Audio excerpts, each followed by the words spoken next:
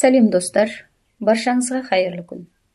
Менің үй шатыма шағын ғана бір әңгіме келіп түсіпті. Қызыл жейденің әлегі.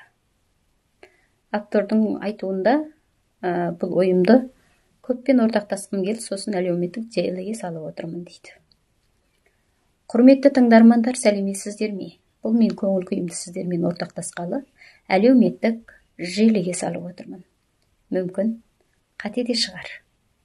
Жолдасым екеуміз үй ұстағалы 3 жылдан асты. Оның өзімшілдігі менің әрдайым зығырданымды сақардай қайнатады. Неше рет қойшы, өзіне керек болғасын алған шығар, жүрген шығар, ішкен шығар дейтін. Бұл жолы басқа. Сол күні жолдасым сыртқа кеткен. Ол келгенше мен тамақ әзірлеп те үлгірдім. Ол кіріп келді. Қолында кішкентай көтерген сілеу қалтасы бар. Бұның не деген едім?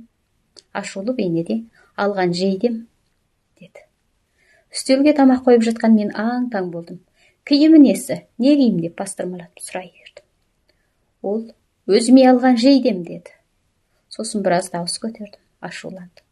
Әлгі тамақта желінбей, қызыл жейде қырқысқа салды. Міне осыдан бастап одан көңілім қалды. Дәл сол күннен бастап маған ештеңе қызық болмай, ештеңе керек болмай қалды.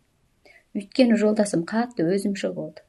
Басқасы мейлі екен, мұна өзін ғана ойлайтын адам өте қорқынышты екен. Сол күннен бастап одан бойымды аулаққа салсам, өз алдыма кессем деген неше түрлі ойлар мазамдалып, миымның мазасын кетіріп жүр. Ер адам болғасын кешір, білмей қалыппын десе болды деп қоя қоясың.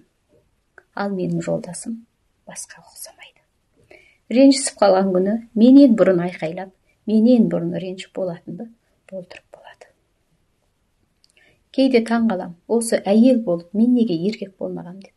Шынымды айтсам, шаршап жүрмін, тыныш бір жаққа кетіп қалғым келеді. Білемін, қазан аяқ сыңғырламай тұрмайды. Десе де мен қазан аяғымды күнде сыңғырлатқым келмейді.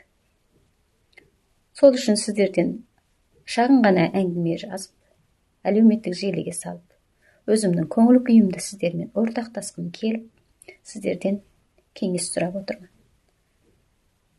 Адам өзгере ме?